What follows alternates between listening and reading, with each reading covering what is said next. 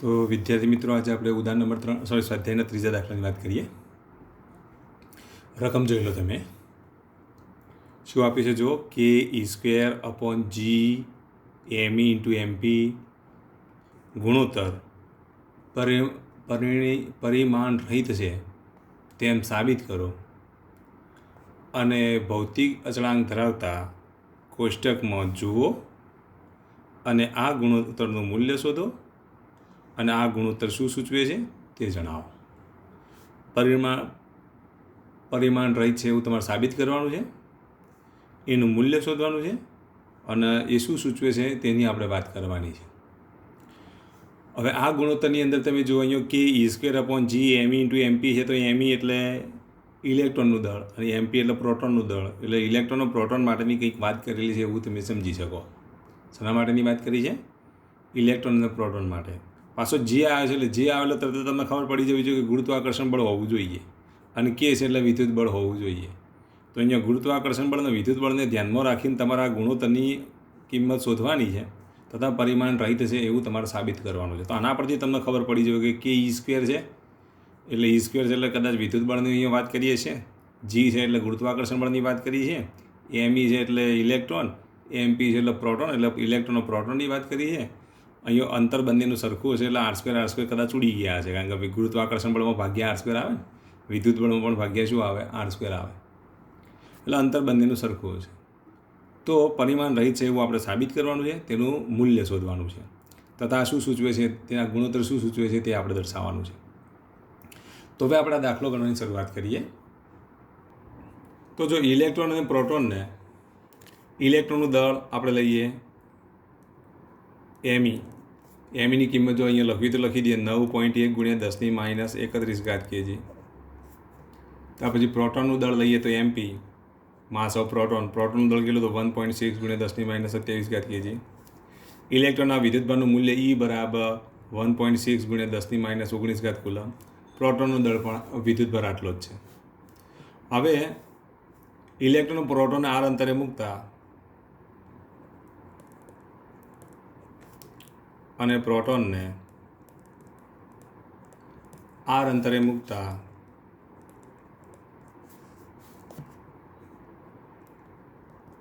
લાગતો વિદ્યુત બળ એને આપણે F1 વડે દર્શાવીએ.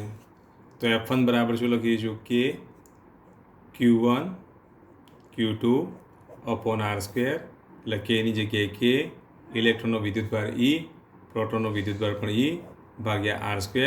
આને આપણે આ બાદ લઈ જઈએ તો અહીંયા આપણે શું લખીશું? F1 R² બરાબર KE². તો રકમ હતું ને KE², તો જો KE² ની કિંમત કેટલી તો F1 R². આને આપણે સમીકરણ નંબર 1 આપી દઈએ. તો આ વિદ્યુત બળ અને લાગતું ગુરુત્વાકર્ષણ બળ લખીએ. હવે તો લાગતું ગુરુત્વાકર્ષણ બળ કેટલું? તો ગુરુત્વાકર્ષણ બળ એને આપણે F2 વડે દર્શાવીએ. તો F2 બરાબર શું લખીશું? G m e into m p upon R². ઇલેક્ટ્રોનનું દળ, પ્રોટોનનું દળ ભાગ્યા R². R અંતરે મૂકતા ગુરુત્વાકર્ષણ બળ આટલું લાગે. R² ને આ બાજુ લઈ જઈએ તો F2 R² બરાબર જી એમઈ એમપી. અને સમીકરણ નંબર 2 આપી દઈએ. હવે આ બેનો ગુણોત્તર જ છે, તમે રકમ જ જુઓ. આ બેનો શું આપ્યો છે? ગુણોત્તર આપ્યો છે. તો સમીકરણ 1 ને 2 નો ગુણોત્તર લેતા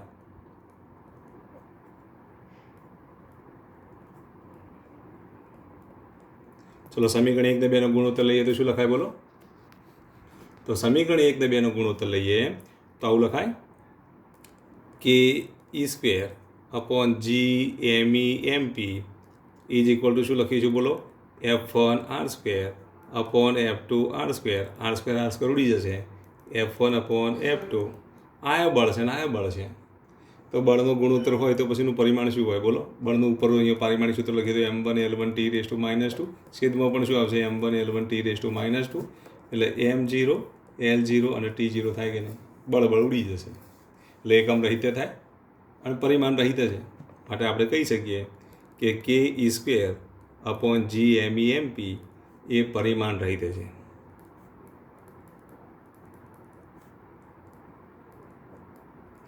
ચલો પહેલા પ્રશ્નનો જવાબ પૂરો થયો.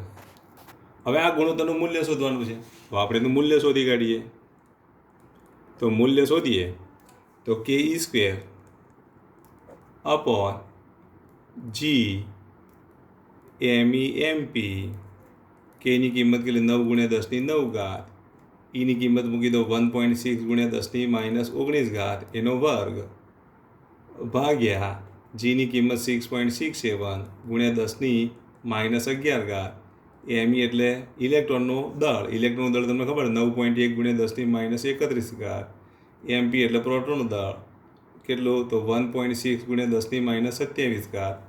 આ બધાનું જો તમે સાદરૂપ આપો તો આ બધાનું સાદરૂપ આપવાથી આપણને શું મળશે બોલો? તો આ બધાનું સાદરૂપ આપો તો લગભગ 2.4 × 10⁻39 મળે. તો આ ગુણોત્તરનું મૂલ્ય 2.4 10⁻39 છે. આના આપણે સમીકરણ નંબર 3 બતાવીએ. તો આ સમીકરણ 3 એ શું છે બોલો? F1 અને F2નો ગુણોત્તર જ છે. F1 એટલે વિદ્યુત બળ, F2 એટલે ગુરુત્વાકર્ષણ બળ. આમ ઇલેક્ટ્રોન પ્રોટોન વચ્ચે લાગતા વિદ્યુત બળ અને ગુરુત્વાકર્ષણ બળનો ગુણોત્તર છે. તો આ જે સૂત્ર શું દર્શાવે? તો સૂચન એનું શું છે? તો સૂચનની વાત કરીએ. શું સૂચવે છે? તો સૂચન લખી દઈએ. શું લખશો બોલો? તો ઇલેક્ટ્રોન ને પ્રોટોનને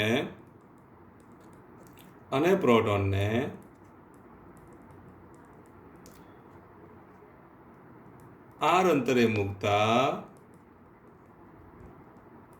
લાગતું ગુરુત્વાકર્ષણ બળ મૂકતા સમીકરણ 3 એ વિદ્યુત બળ અને ગુરુત્વાકર્ષણ બળનો ગુણોત્તર દર્શાવે છે.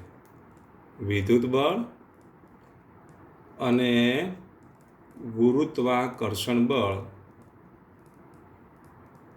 ગુણોત્તર દર્શાવે છે. શું દર્શાવે છે? વિદ્યુત બળ અને ગુરુત્વાકર્ષણ બળનો ગુણોત્તર દર્શાવે છે. તો આ દાખલો તમે વ્યવસ્થિત રીતે તૈયાર કરી દેજો. પરિમાણ રહિત છે, ગુણોત્તર પરિમાણ રહિત છે. તેનું મૂલ્ય કેટલું? તો 2.4 × 10⁻39 જેટલું મળે છે. અને ગુણોત્તર એ શું દર્શાવે છે બોલો? વિદ્યુત બળ અને ગુરુત્વાકર્ષણ બળનો ગુણોત્તર. હવે જુઓ, એના પછીનો આપણે સ્વાધ્યાયનો 6થો દાખલો જોઈએ. તો અહીંયા શું આપ્યું? 4 બિંદુવત વિદ્યુતભારો QA બરાબર 2 માઇક્રોકુલમ, QB બરાબર -5 માઇક્રોકુલમ, QC બરાબર 2 માઇક્રોકુલમ અને QD બરાબર -5 માઇક્રોકુલમ એક 10 સેન્ટીમીટર બાજુવાળા ચોરસ ABCDના શિરોબિંદુ ઉપર મૂકેલા છે. QA એ A ઉપર મૂકેલો છે, QB એ B ઉપર મૂકેલ છે, QC એ C ઉપર મૂકેલ છે અને QD એ D ઉપર મૂકેલા છે. તો ચોરસના કેન્દ્ર પર મૂકેલા 1 માઇક્રોકુલમ વિદ્યુતભાર પર લાગતું બળ શોધો. હવે 1 કુલમ વિદ્યુતભાર પર લાગતું આપણે બળ શોધવાનું છે. તો જો 1 કુલમ વિદ્યુતભાર પર લાગતું બળ શોધવાનું કદાચ એવું પણ પૂછે કે કેન્દ્ર આગળ મળતું વિદ્યુત ક્ષેત્ર શોધો, કદાચ બળની જગ્યાએ અહીંયા ફેરફાર કરે કે કેન્દ્ર આગળ મળતું વિદ્યુત ક્ષેત્ર શોધો. તો આપણે એક કામ કરીએ, વિદ્યુત ક્ષેત્ર શોધ્યા પછી બળ શોધીએ એટલે બંનેનું કામ પૂરું થઈ જાય. કારણ કે વિદ્યુત ક્ષેત્ર તમે શોધી કાઢો એટલે ભાઈ વિદ્યુત બળનું સૂત્ર તમને ખબર છે કે વિદ્યુત બળ F બરાબર શું લખીએ છીએ આપણે? Q × E. એટલે 2 દાખલા એક સાથે પૂરા થઈ જાય. કદાચ એમ કીધું હોય એક્ઝામની અંદર કે કેન્દ્ર આગળ વિદ્યુત ક્ષેત્ર શોધો, આટલું કાઢી દીધું હોય અને શું કીધું હોય? કેન્દ્ર આગળ વિદ્યુત ક્ષેત્ર શોધો. હવે કેન્દ્ર આગળ વિદ્યુત ક્ષેત્ર શોધવાનું કીધું હોય તો આપણે કામ જ કરીએ કે વિદ્યુત ક્ષેત્રને અનુલક્ષીને જ આ દાખલો ગણીએ. તો પહેલાં આપણે કેન્દ્ર આગળનું વિદ્યુત ક્ષેત્ર શોધી કાઢીએ. વિદ્યુત ક્ષેત્ર મળ્યા પછી તો બળ F બરાબર શું લખીશું? Q × E. તો આ દાખલો આપણે ગણીએ. તો સ્વાધ્યાયનો 6થા દાખલામાં અહીંયા તમને શું આપ્યું છે?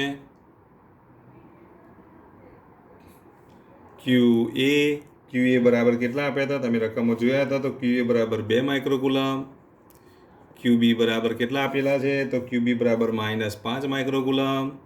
પછી QC બરાબર કેટલા આપેલા છે? તો QC બરાબર કેટલા? તો 2 માઇક્રોકુલમ. અને QD બરાબર કેટલા આપેલા છે? તો QD બરાબર -5 માઇક્રોકુલમ. આ રીતે આપેલ છે. અને ચોરસની બાજુનું માપ કેટલું છે? તો ચોરસની બાજુનું માપ L બરાબર 10 સેન્ટીમીટર છે. હવે કેન્દ્ર આગળ વિદ્યુત ક્ષેત્ર શોધવાનું છે. તો કેન્દ્ર આગળ આપણે એક ચોરસ દોરી દઈએ. કેન્દ્ર આગળ વિદ્યુત ક્ષેત્ર શોધવાનું છે અને પછી આપણે વિદ્યુત બળ શોધીએ. તો જો અહીંયા ધ્યાન આપો, ચોરસ ABCD છે. ચોરસની બાજુનું માપ આપણે 10 સેન્ટીમીટર લઈએ. આ કેન્દ્ર છે. કેન્દ્રથી આ જે અંતર જે છે ને એ અંતરને આપણે આર વડે દર્શાવીએ. કેન્દ્રથી શિરોબિંદુ સુધીનું અંતર આર, તો આ પણ અંતર કેટલું થશે? આર થાય. આ અંતર પણ કેટલું થશે? આર. અને આ અંતર પણ કેટલું? આર. એ આગળ કેટલો વિદ્યુતભાર મૂકેલો છે? તો 2 માઇક્રોકુલમ. બી આગળ કેટલો મૂકેલો છે? -5 માઇક્રોકુલમ. સી આગળ કેટલો મૂકેલો છે? તો 2 માઇક્રોકુલમ. અને ડી આગળ કેટલો વિદ્યુતભાર મૂકેલો છે? તો -5 માઇક્રોકુલમ મૂકેલ છે. તો અહીંયા ધ્યાન આપો, 2 માઇક્રોકુલમ વડે મળતું વિદ્યુત ક્ષેત્ર, ધારો કે અહીંયા જો વિદ્યુત ક્ષેત્ર શોધવાનું હોય, બિંદુ ઓ આગળ વિદ્યુત ક્ષેત્ર શોધવાનું છે, કેન્દ્ર ઓ આગળ વિદ્યુત ક્ષેત્ર શોધવું છે.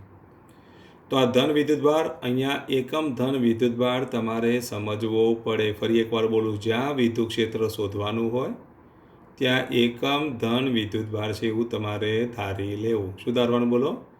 જ્યાં વિદ્યુત ક્ષેત્ર શોધવાનું હોય ત્યાં એકમ ધન વિદ્યુતભાર છે.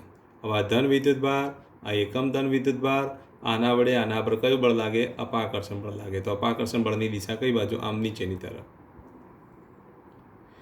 એ રીતે આ 2 માઇક્રોકુલમ વિદ્યુતભાર વડે મળતું વિદ્યુત ક્ષેત્ર, ધારો કે આ ધન વિદ્યુતભાર, આ ધન વિદ્યુતભાર, તો આના વચ્ચે શું લાગશે? અપાકર્ષણ બળ.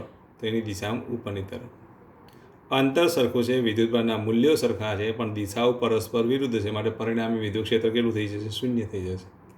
આમ એ ઉપર મૂકેલા વિદ્યુતભાર વડે અને સી પર મૂકેલા વિદ્યુતભાર વડે મળતું વિદ્યુત ક્ષેત્ર શૂન્ય થાય. એ રીતે -5 માઇક્રોકુલમ છે, અહીંયા ધન વિદ્યુતભાર છે, તો આના વડે અહીંયા આકર્ષણ બળ લાગે, તો એની દિશામાં છે. અહીંયા પણ -5 માઇક્રોકુલમ છે, અહીંયા એકમ ધન વિદ્યુતભાર છે, તો આના વચ્ચે શું લાગશે? આકર્ષણ બળ લાગે, તો એની દિશામાં છે. તો બી ઉપર મૂકેલા વિદ્યુતભાર વડે અને ડી ઉપર મૂકેલા વિદ્યુતભાર વડે વિદ્યુત ક્ષેત્રની દિશાઓ પરસ્પર વિરુદ્ધ છે.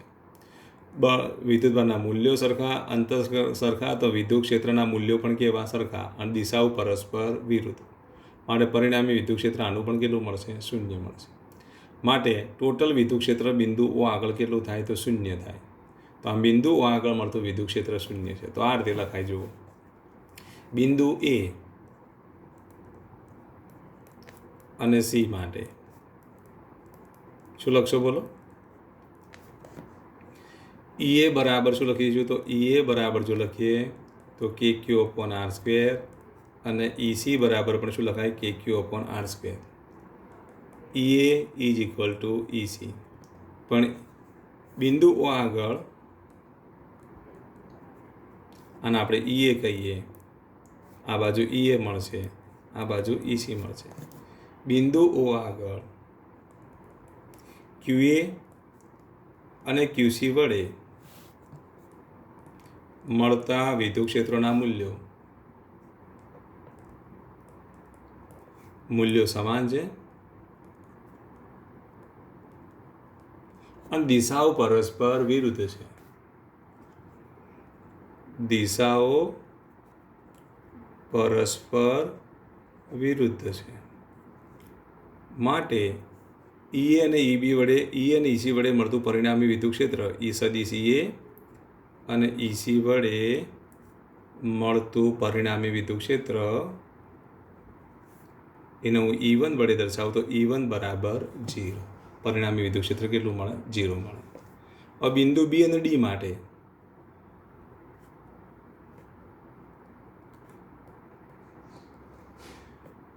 તો બિંદુ બી અને ડી માટે તે જ પ્રમાણે EB બરાબર શું થશે? ED, તથા EB બરાબર -ED થાય. અહીંયા પણ તમે આવું લખી શકો, EA બરાબર -EC, માટે E1 બરાબર EA વત્તા EC, EA વત્તા EC બરાબર શું થશે? 0. એ રીતે EB બરાબર -ED, માટે EB વત્તા ED ઇઝ ઇક્વલ ટુ 0. તો તે જ પ્રમાણે EB વત્તા ED બરાબર 0, EA વત્તા EC બરાબર 0, માટે બિંદુ ઓ આગળ પરિણામી વિદ્યુત ક્ષેત્ર, બિંદુ ઓ આગળ પરિણામી વિદ્યુત ક્ષેત્ર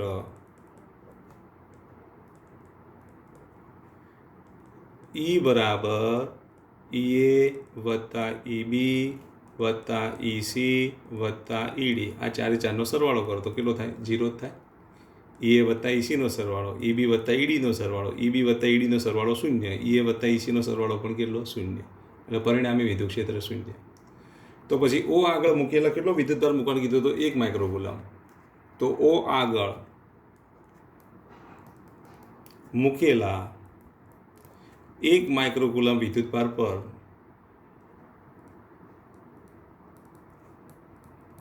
લાગતું પરિણામી બળ સદિશ F બરાબર શું લખીશું? Q ઇન્ટુ સદિશ E. ક્યુની જગ્યાએ આપણે Q રાખીએ, 1 માઇક્રોકુલમ મૂકવો હોય તો મૂકી દેવાનો, પણ અહીંયા વિદ્યુત ક્ષેત્ર શૂન્ય છે એટલે Q ઇન્ટુ 0 એટલે શું થશે? 0. તો કેન્દ્ર આગળ મૂકેલા 1 માઇક્રોકુલમ વિદ્યુતભાર પર લાગતું પરિણામી બળ કેટલું છે? તો શૂન્ય છે. કેટલું છે? શૂન્ય. હવે આપણે સ્વાધ્યાયનો 8મો દાખલો જોઈએ. બે બિંદુવત વિદ્યુતભારો QA બરાબર 3 માઇક્રોકુલમ, QB બરાબર -3 માઇક્રોકુલમ એકબીજાથી શૂન્યાવકાશમાં 20 સેન્ટીમીટર અંતરે રહેલા છે. તો બે બિંદુવત વિદ્યુતભારોને જોડતી રેખાના મધ્યબિંદુ O આગળ વિદ્યુત ક્ષેત્ર કેટલું હોય? તો બે વિદ્યુતભારોને જોડતી રેખાના મધ્યબિંદુ આગળ વિદ્યુત ક્ષેત્ર શોધવાનું છે. જો 1.5 × 10⁻⁹ કુલમ માન ધરાવતા એક ઋણ વિદ્યુતભાર એટલે કે પરીક્ષણ વિદ્યુતભારને આ બિંદુએ મૂકવામાં આવે તો તેના પર લાગતું બળ શોધો. તો તેના પર લાગતું આપણે બળ શોધવાનું છે અને વિદ્યુત ક્ષેત્ર શોધવાનું છે. આગળના દાખલાની અંદર 4 વિદ્યુતભારો હતા અને કેન્દ્ર આગળ આપણે શું શોધ્યું? વિદ્યુત ક્ષેત્ર શોધ્યું. પછી ત્યાં વિદ્યુતભાર મૂક્યો એટલે એના પર મળ્યું બળ.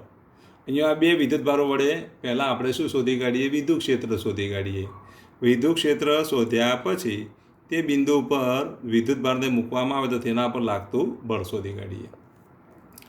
તો જો અહીંયા તેને આપો આ દાખલા માટે, તો અહીંયા તમને કેટલા આપેલા છે? QA બરાબર 3 માઇક્રોકુલમ, QA બરાબર 3 માઇક્રોકુલમ, QB બરાબર કેટલા આપેલા છે? QB બરાબર -3 માઇક્રોકુલમ. QA અને QBની કિંમત આ રીતે આપણને આપી દીધી છે. એકબીજાથી કેટલા અંતરે છે? 20 સેન્ટીમીટર અંતરે છે. તો ધારો કે અહીંયા આપણે લઈએ QA, અહીંયા આપણે લઈએ QB, આ એનું મધ્યબિંદુ. આ બે વચ્ચેનું અંતર કેટલું? R બરાબર કેટલા? 20 સેન્ટીમીટર. અથવા તો L બરાબર શું લઈએ? 20 સેન્ટીમીટર. તો પછી R બરાબર કેટલા થશે? બોલો. R બરાબર 20/2 બરાબર 10 સેન્ટીમીટર. 10 સેન્ટીમીટર એટલે 0.1 મીટર. આ રીતે અંતર આપી દીધું છે. તો આ બિંદુ O આગળ આપણે વિદ્યુત ક્ષેત્ર શોધવું છે.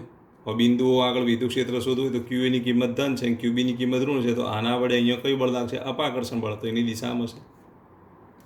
આના વડે આના પર કયું બળ લાગે? આકર્ષણ બળ. તો એની દિશામાં છે. તો જો મૂલ્યો સમાન, દિશા સમાન, એટલે બેનો શું થાય? સરવાળો થાય. તો આમ QA વડે મળતું વિદ્યુત ક્ષેત્ર, QA અને QB વડે બિંદુ O આગળ મળતું વિદ્યુત ક્ષેત્રનું મૂલ્ય EA અને EBના મૂલ્યો સરખા હશે. કારણ કે દિશા નક્કી કરી દીધી છે. કારણ કે વિદ્યુતભારના મૂલ્યો જો આ માઇનસને ભૂલી જાઓ તમે, મૂલ્યો કેવા છે? સરખા છે. તો EA બરાબર EB. તો અહીંયા શું લખીશું? KQ/R². Kની કિંમત 9 × 10⁹. Qની કિંમત કેટલી મૂકવાની? તો QAની કિંમત ખબર છે 3 માઇક્રોકુલમ. 3 માઇક્રોકુલમ એટલે 3 × 10⁻⁶ કુલમ. અંતર કેટલું લેવાનું? તો 10 સેન્ટીમીટર એટલે 0.1નો સ્ક્વેર. હવે આનું આપણે સાદુરૂપ આપીએ. 9 × 3 = 27 × 10⁹ 6 જાય તો 3 ઘાત 0.1. 0.1 એટલે 10⁻⁻ કેટલી ઘાત થાય? 1 ઘાત. 10⁻1 ઘાતનો વર્ગ એટલે 10⁻2 ઘાત. ઉપર જશે તો કેટલા થશે? 27. તો જો Qની કિંમત 9, Kની કિંમત 9 × 10⁹. Qની કિંમત 3 × 10⁻6, કારણ કે 3 માઇક્રોકુલમ છે એટલે 3 × 10⁻6. અંતર R બરાબર જો કેટલા આપેલા છે? 0.1 મીટર એટલે 10⁻1 મીટર પણ લખાય. એટલે આની જગ્યાએ 10⁻1 મીટર લખી દઈએ તો આ 10⁻2 ઉપર જાય તો 10⁵. તો 27 × 10⁵. આ આપણને EA અને EBના મૂલ્યો મળ્યા. એટલે 2.7 × 10⁶. તો બિંદુ O આગળ મળતું પરિણામી વિદ્યુત ક્ષેત્ર, તો બિંદુ O આગળ મળતું પરિણામી વિદ્યુત ક્ષેત્ર, તો EA વત્તા EB એટલે 2EA, કારણ કે બંનેના મૂલ્યો સરખા જ છે. એટલે 2.7 ગુણ્યા 2 એટલે 5.4. 2 ગુણ્યા 2.7 ગુણ્યા 10⁶ એટલે 5.4 ગુણ્યા 10⁶ ન્યૂટન પ્રતિ કુલમ. આટલું વિદ્યુત ક્ષેત્ર મળ્યું. ચલો, આટલું વિદ્યુત ક્ષેત્ર મળી ગયું. હવે આ જે વિદ્યુત ક્ષેત્ર મળ્યું, હવે એ વિદ્યુત ક્ષેત્ર આગળ અહીંયા બિંદુ O આગળ આપણે વિદ્યુતભાર મૂકવાનો છે. બિંદુ O આગળ કેટલો વિદ્યુતભાર મૂકવાનો છે? તો બિંદુ O આગળ તમને કેટલો કીધો છે? 1.5. Q બરાબર કેટલા? 1.5 ગુણ્યા 10⁻⁹ કુલમ વિદ્યુતભાર બિંદુ O આગળ મૂકતા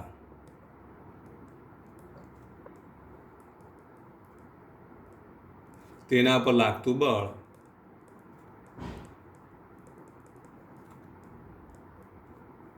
F બરાબર શું લખીશું? Q × E. આ આપણને જે મળીને આપણે E વડે દર્શાવી દઈએ. Qની કિંમત કેટલી? 1.5 ગુણ્યા 10⁻⁹ 5.4 ગુણ્યા 10⁶. આનું સાદુરૂપ આપી દઈએ. 1.5 ગુણ્યા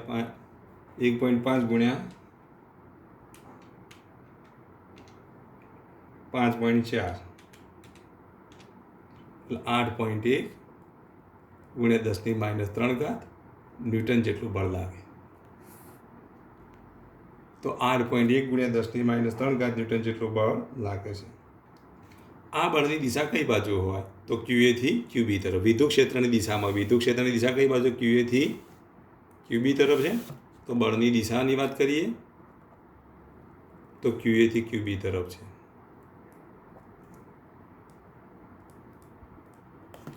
તો કેટલું બળ લાગે? 8.1 ગુણ્યા 10⁻³ ન્યૂટન. તો આખો દાખલો ફરી એક વખત તમે જો ખબર ના પડે તો એક વખત ફરીથી વિડીયો જોઈ લેવાનો, જેથી કરીને તમને કમ્પ્લીટલી ખ્યાલ આવી જશે. અને તો એ ખબર જો ના પડે તો તમારે શું કરવાનું? વિડીયો કોલ કરો અથવા તો ફોન કરીને કહેવાનું કે આ દાખલામાં ખબર પડી નથી. તો વિદ્યુત ક્ષેત્રનું મૂલ્ય કેટલું મળ્યું? 5.4 ગુણ્યા 10⁶ ન્યૂટન પ્રતિ કુલમ. વિદ્યુત ક્ષેત્રની દિશા જો લખવી તો કઈ બાજુ લખશો? QA થી QB તરફ. અને એ રીતે બળ પણ કઈ બાજુ? QA થી QB તરફ. જેનું મૂલ્ય કેટલું? તો 8.1 ગુણ્યા 10⁻³ ન્યૂટન. હવે આપણે ચર્ચા કરીશું સ્વાધ્યાયના 9મા દાખલાની. એક તંત્રમાં બે વિદ્યુતભારો છે. QA બરાબર 2.5 ગુણ્યા 10⁻⁷ કુલમ અને QB બરાબર કેટલા? તો -2.5 ગુણ્યા 10⁻⁷ કુલમ. અનુક્રમે કયા સ્થાને મૂકેલ છે? તો 0 0 -15 સેન્ટીમીટર અને B બરાબર 0 0 15 સેન્ટીમીટર બિંદુએ મૂકેલા છે. તો તંત્રનો કુલ વિદ્યુતભાર શોધો અને વિદ્યુત ડાયપોલની ચાક માત્રા શોધો, એટલે કે ડાયપોલ મોમેન્ટ શોધો. શું શોધવાનું છે? વિદ્યુત ડાયપોલની ચાક માત્રા તેમજ કુલ વિદ્યુતભાર શોધવાનો છે. તો આ દાખલો આપણે કેવી રીતે ગણીશું એની આપણે ચર્ચા કરીએ. તો જો અહીંયા બે વિદ્યુતભારો આપી દીધા છે. એક વિદ્યુતભારનું મૂલ્ય કેટલું છે? તો QA બરાબર કેટલા આપેલા છે? તો QA બરાબર 2.5 ગુણ્યા 10⁻⁷. તો 2.5 ગુણ્યા 10⁻⁷ કુલમ. QB બરાબર કેટલા આપેલા છે? તો -2.5 ગુણ્યા 10⁻⁷ કુલમ. આ બે વિદ્યુતભારો જે છે એ બે વિદ્યુતભારો માટે અહીંયા એક સ્થાન આપી દીધું છે. એક સ્થાન એનું સ્થાન આપી દીધું છે અને બીજું એટલે અહીંયા R1 આપી દે. સદિશ R1 બરાબર 0 0 -15 સેન્ટીમીટર અને બીજું આપી દીધું છે R2 બરાબર 0 0 15 સેન્ટીમીટર. આ રીતે તમને પક્ષમાં આપી દીધું છે. તો આપણે કુલ વિદ્યુતભાર Q શોધવાનો છે અને ડાયપોલ મોમેન્ટ P શોધવાની છે. હવે જો અહીંયા ધ્યાન આપો, અહીંયા આપણે વિદ્યુતભારની જો વાત કરીએ તો આવું તમે ધારી લો કે અહીંયા ધારો કે QA વિદ્યુતભાર છે, એનો સ્થાન સદિશ R1 છે. આ QB વિદ્યુતભાર છે જેનો સ્થાન સદિશ R2 છે. ડાયપોલ મોમેન્ટની દિશા હંમેશા ઋણથી ધન તરફ હોય, એટલે આ રીતે હોય. એટલે કે ડાયપોલ મોમેન્ટની દિશા કઈ બાજુ હશે બોલો? તો QB થી QA તરફ. QB થી QA તરફ એટલે હેડ કોના પર મૂક્યું? R1 ઉપર. પૂંછ કોના પર મૂકી? R2 ઉપર. તો સદિશ R બરાબર હેડના સદિશમાંથી પૂંછનો સદિશ બાદ કરવો પડે એટલે R1 - R2. તો અહીંયા સદિશ આર બરાબર જો લખીએ તો R1 માઇનસ R2. R1ની કિંમત જો મૂકી દઈએ તો 0 0 માઇનસ 15. R2ની કિંમત મૂકી દઈએ તો 0 0 15.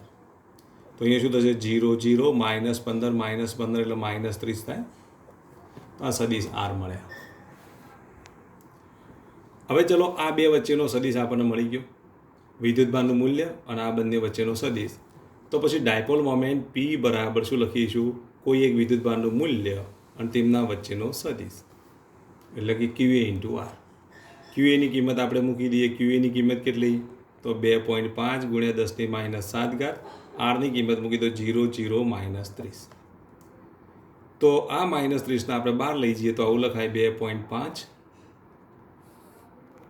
2.5 ગુણ્યા આગળ નિશાની કેવી -30 ગુણ્યા 10 ની -7. અહીંયા 0 0 1.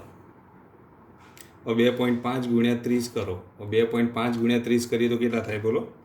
તો 2.5 ગુણ્યા 30 કેટલા મળશે બોલો? 75. તો 75 માઇનસ 75 ગુણ્યા 10 ની -7. 0 0 1. પણ 0 0 1 એટલે તો K કેરેટ લખાય ને. તો આને તમે આ રીતે લખી દો 75 ગુણ્યા 10 ની -7 K કેરેટ. આટલી ડાયપોલ મોમેન્ટ મળે. તો -75 ગુણ્યા 10 ની -7. અને તમે આમ લખો તો ચાલે 7.5 ગુણ્યા 10 ની -6 K કેરેટ. મૂલ્યની જો વાત કરીએ તો મોડ ઓફ P બરાબર કેટલા થશે? 7.5 ગુણ્યા 10 ની -6. આટલું મૂલ્ય થાય.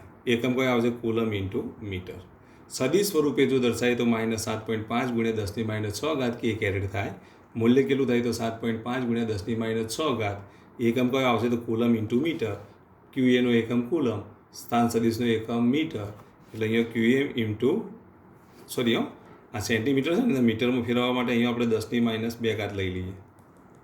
અહીંયા કેટલા લઈશું? આ સેન્ટીમીટર છે તો આવું લખાય 0 0 માઇનસ 30 ગુણ્યા 10 ની -2 મીટર. અહીંયા મારી ભૂલ થઈ છે, થોડું આપણે સુધારી દઈએ. 10 ની -2, 10 ની 7 2 એટલે અહીંયા કેટલી ઘાત થશે? 9 એટલે અહીંયા થઈ જશે 8. હવે કુલમ ઇન્ટુ મીટર તમે લખી શકો. તો ડાયપોલ મોમેન્ટનું મૂલ્ય કેટલું મળ્યું? તો 7.5 ગુણ્યા 10 ની -8 કુલમ ઇન્ટુ મીટર મળ્યું. તો ફરી એકવાર બોલી જાઉં છું. અહીંયા વિદ્યુતભાર QA, અહીંયા QB. અહીંયા હંમેશા ડાયપોલ મોમેન્ટની દિશા કઈ બાજુ હોય? તો ઋણથી ધન તરફ હોય. ઋણ વિદ્યુતભાર એટલે QB, ધન વિદ્યુતભાર એટલે QA, એટલે આમ હોય. એટલે હેડ કોના પર મૂક્યો? R2 ઉપર. પૂંછ કોના પર મૂકી? હેડ કોના પર મૂક્યો? R1 ઉપર. પૂંછ કોના પર મૂકી? R2 ઉપર. એટલે હેડના સદિશમાંથી પૂંછનો સદિશ બાદ કરવાનો, એટલે આપણને સદિશ R મળી ગયો. હવે ડાયપોલ મોમેન્ટ એટલે વિદ્યુતભારનું મૂલ્ય અને તેમના સ્થાન એટલે કે વચ્ચેનો સદિશ. સદિશ એટલે સદિશ R. આ કિંમત મૂકી એનું સાદુરૂપ આપીએ તો આટલી આપણને ડાયપોલ મોમેન્ટ મળે. એનું મૂલ્ય આટલું છે. કુલ વિદ્યુતભાર લઈએ હવે. તો કુલ વિદ્યુતભાર Q બરાબર બે વિદ્યુતભારોનો સરવાળો કરો તો QA વત્તા QB. QAની QBની કિંમત મૂકી દો તો બંનેની કિંમતો સરખી છે, પણ મૂલ્યો કેવા છે? એકનું ધન મૂલ્ય છે, બીજાનું ઋણ મૂલ્ય છે. બેનો સરવાળો કેટલો થાય? તો 0 કુલ. અમે મેં જ્યારે થિયરી ચલાવી એટલે કીધું કે ડાયપોલ મોમેન્ટનો કુલ વિદ્યુતભાર હંમેશા માટે કેટલો હોય? 0 હોય. છતાં વિદ્યુત ક્ષેત્ર શૂન્ય નથી એવું પણ તમને એ વખતે કહેલું. કેમ વિદ્યુત ક્ષેત્ર શૂન્ય ના હોય? કારણ કે બંને વિદ્યુતભારોના સ્થાન કેવા છે? અલગ અલગ છે. અને બંને વિદ્યુતભારોના સ્થાન અલગ અલગ હોવાથી વિદ્યુત ક્ષેત્ર શૂન્ય મળતું નથી. હવે આપણે જુઓ સ્વાધ્યાયનો 10મો દાખલો જુઓ. સ્વાધ્યાયનો 10મો દાખલો શું કીધું? 4 ગુણ્યા 10 ની -9 કુલમ ઇન્ટુ મીટર ની ડાયપોલ મોમેન્ટ ધરાવતી એક વિદ્યુત ડાયપોલ 5 ગુણ્યા 10 ની 4 ન્યૂટન પ્રતિ કુલમનું માન ધરાવતા સમાન વિદ્યુત ક્ષેત્ર સાથે 30° કોણે ગોઠવેલ છે. તો આ ડાયપોલ ઉપર લાગતા ટોર્કનું મૂલ્ય શોધો. ડાયપોલ ઉપર લાગતા ટોર્કનું મૂલ્ય શોધવાનું છે. ટોર્કના મૂલ્યનું સૂત્ર ખબર છે ને? ટો બરાબર શું લખાય બોલો? તો આપણે આવું લખતા હતા, ટો બરાબર P sin θ. એટલે P શોધવા પડે, E આપી દીધા છે અને થીટા આપી દીધા છે, એટલે એના પરથી ટોર્ક મળે કે નહીં? તો જો અહીંયા ધ્યાન આપજો. આ જે કિંમત આપી છે એ ડાયપોલ મોમેન્ટ P આપી દીધી છે. આ જે મૂલ્ય આપ્યું છે એ વિદ્યુત ક્ષેત્રનું મૂલ્ય આપી દીધું છે, એટલે E આપી દીધા છે, P આપી દીધા. P આપી દીધા, E આપી, θ બરાબર 30 આપી દીધા છે. તો એક કામ કરો, આ દાખલો તમે જાતે પ્રયત્ન કરજો ટોર્ક બરાબર આપણે કયું સૂત્ર વાપરીશું? પી સાઇન થીટાવાળું સૂત્ર વાપરીશું. એના પરથી તમને ડાયપોલ ઉપર લાગતા ટોર્કનું મૂલ્ય મળે. તો આ દાખલો તમારે જાતે ગણવાનો છે.